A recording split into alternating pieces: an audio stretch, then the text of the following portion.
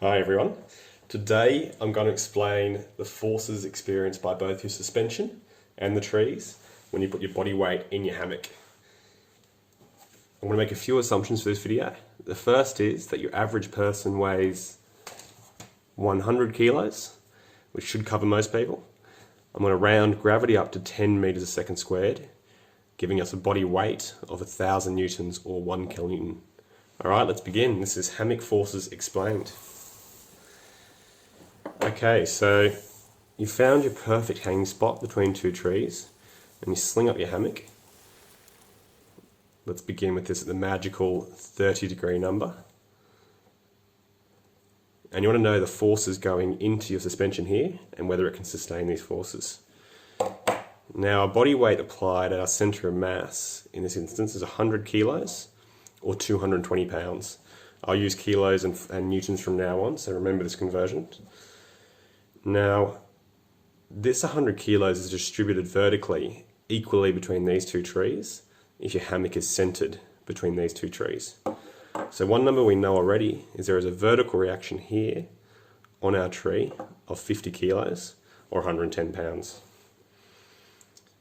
There's also a horizontal reaction that occurs here, which is the tree resisting our suspension pulling them inwards towards the hammock.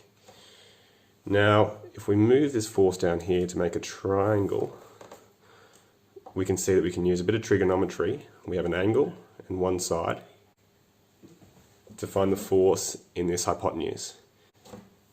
Okay, so sine of an angle is your opposite on your hypotenuse, which in our case is sine of 30 is 50 kilos on our hypotenuse.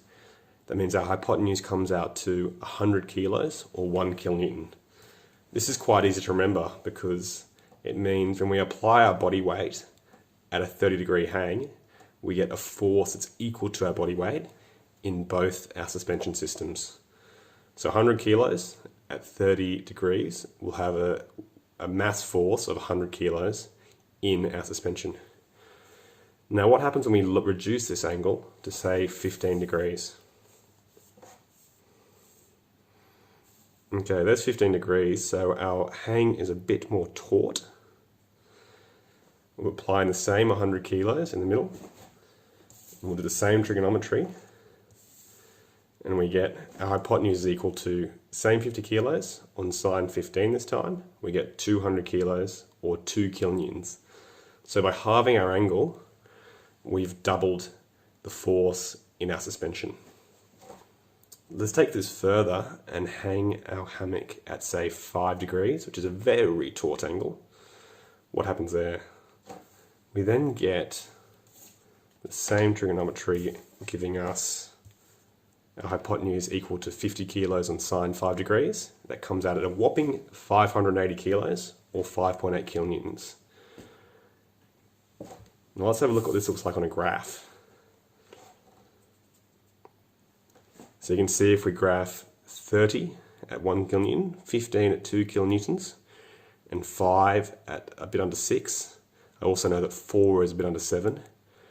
We get this exponential function where the more we reduce our angle, the force in our suspension increases dramatically. Okay, so that's the relationship between our suspension angle and the force in our suspension. Let's now look at this force here, which is a horizontal force experienced by the tree. Okay, let's go back to 30 degrees.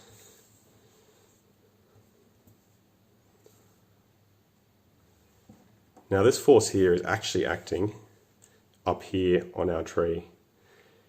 Now, we now have our adjacent side of the triangle and our opposite. We'll use tan, and we can say our adjacent force is equal to 50 kilos over tan 30.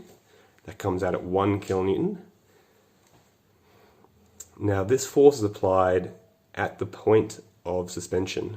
Let's say that's a maximum of 3 meters, which is as tall as your tallest friend could reach to put your suspension from the base of the tree.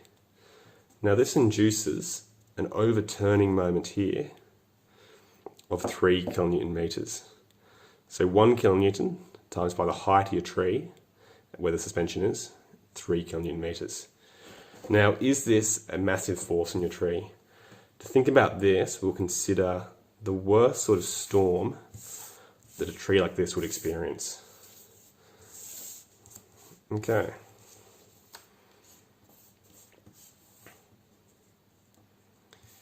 Now, by looking at data and wind codes, we can see that in a very severe storm or a gale, the leaves of a tree, or the top of a tree in general, might experience 0.5 kilonewtons per meter squared, or 0.5 kPa.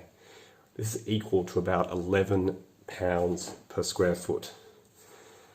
The same data would also say that about 14 pounds per square foot, this tree is at risk of completely uprooting and tipping over. Now, if we assume that there's 10 meters squared of leaves here, which is a 3 by 3, bit more, square area, and the center of this force is acting 5 meters from the base. By times these numbers, we get 0.5 times 10 by 5 meters. We get an overturning force of 25 kilonewton meters. So we can now compare overturning forces from both these phenomena.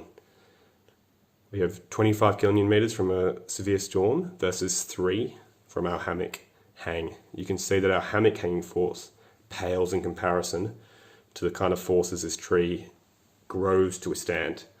So there we have it. It is quite difficult to overturn a tree with just a hammock force. Okay, that's been Hammock Forces Explained. Hope you enjoyed. Let me know if you have any questions down below, and I'll see you next time. Thank you.